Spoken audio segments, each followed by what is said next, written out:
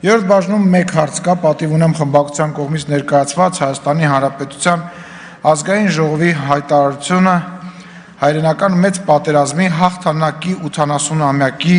առիթով հայտարարության նախագիծը, որի վերաբերյալ արտաքին հարաբերությունների մշտական հանձնաժողովը ներկայացրել է բացասական եզրակացություն։ Նստաշրջանի օրակարգ ընդգրկելու համար այս հարցը պետք է քվեարկենք առանձին։ Հիշեցնեմ, որ բացասական եզրակացություն ստացած նախագիծը քննարկելիս 3 րոպե տևողությամբ ելույթի իրավունք ունեն հեղինակը եւ գլխադասային հանձնաժողովի ներկայացուցիչը, որից անմիջապես հետո նախագծի օրակարգում ընդգրկվելու մասին հարցը դրվում է քվեարկության։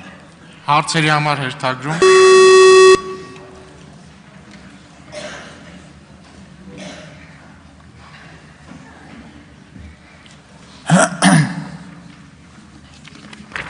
Հարցեր չկան, ձայնը տրվում է պարոն Սիմոնյանին։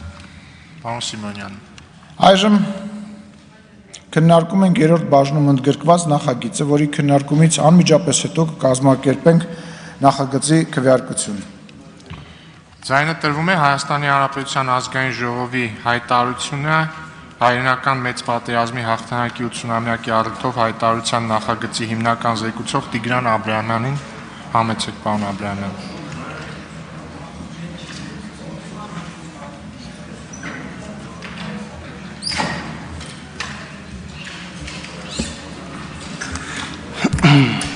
Հարգելի հայրենակիցներ, հայրենական մեծ պատերազմում տարած հաղթանակի 80-ամյակի վերաբերյալ պատիվ ունեմ խմբակցության շրջանառած ՀԱԺ հայտարարության տեքստի նախագիծը տարբեր քննարկումների եւ շարժումների առիթ դարձավ։ Թեև տեքստը հիմնված էր պատմական աներկելի իրողությունների, այդ հաղթանակում սերունդերի ինստիտուցիոնալ կապի եւ պատմական հիշողության հիման վրա, սակայն արտաքին հարաբերությունների հանձնաժողովի նիստում այն քննարկվեց լրիվ այլ կոնտեքստում՝ գեոպոլիտիկ շահերի բախման, պատմական փաստերի խեղաթյուրման եւ թեմայի շբխող երրորդական մեկնաբանությունների համատեքստում։ Այդ օրերին պատմական նշյալ փուլի իրադարձությունների վերաբերյալ իշխանության քարոզչամեքենայի հրահրած, այսպես կոչված այլընտրանքային մոտեցումները սպասելի են դարձնում իշխանության այս հարցում այս հայտարարության մասով ունեցած դիրքորոշումը, սակայն կան հարցեր, որոնք ինչ էլ անես, մեկ է, մնալու են որպես պատմական եւ այն խմբագրել հնարավոր չէ։ Իշխող ուժին եւ որոշ աշխարհաքաղաքական ուժերի ազդեցության տակ գտնվող մարգինալներին մի կողմ դրած հասարակական քաղաքական դաշտում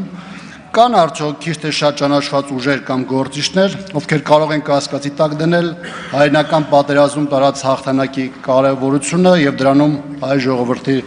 ճակատագրումը։ Կան մարդիկ, ովքեր կարող են ուրանալ հայ ժողովրդի տարբեր հատվածների, Հայաստանի, Սովետական միության այլ հանրապետությունների եւ դրանից դուրս գտնվողների մասնակցությունը մեծ հաղթանակի գործում։ Կարծում եմ, եթե նույնիսկ կա էլ, ապա խիստ աննշան թիվ են կազմում եւ նրանց ձայնը ճնշող մեծամասնության դիրքորոշմամբ խլանում է։ Իդեպ նաեւ ուզում եմ տեղեկացնել, որ բուն տեքստի հետ կապված որևէ պաշտոնական առաջարկ չի ստացվել, սակայն տեքստը արտաքին հարաբերությունների հանձնաժողովի նիստում բացական եզրակացություն է ստացել։ Ամենաանհետե դիտարկումների նոմինացիան շատ թեժ էր, սակայն կարծում եմ, որ առաջին տեղում այն ճակերտավոր հակափաստարկներ, որ հաղթանակի կամ տոնական օրերի հետ կապված վերջին տասնամյակում ՀԱԺ հայտարարության տեքստեր չեն ընդունվել, դրանք որպես կանոն եղել են ողբերգությունների եւ հիշատակումների դեպքում, ուստի ՀԱԺ-ում նման մշակույթ չկա։ Այսինքն այն ինչ որպես գործիք ամրագրված է օրենքով, իշխանության համար ունի զորական արժեք, իսկ կարևորը կամայական մոտեցումն է, թե բա նման նախադեպ կամ մշակույթ չունենք։ Ինչևէ այս նախագիծը ոչ միայն արտաքին հարաբերությունների հանձնաժողովում պետք է դրական եզրակացություն ստանար, այլ լիագումար նստում քննարկվի եւ դրական ձայների արժանանա։ Քանի որ խոսք է գնում մեծ հաղթանակի, դրանում հայ ժողովրդի ու նրա զավակների զգալի ավանդի եւ դրա անհերքելի փաստերի մասին, որոնք ողբերգական թվացող ապագայից վերածվեցին հույսի, լույսի, հաղթանակի ու այս տարածաշրջանում հայերի գոյության պահպանման ու վերելքին։ Շնորհակալություն։ Հարակից զեկույցով հանդես կգա նախագծի հարակից զեկուցող Հասմիկ Հակոբյան։ Համեցեք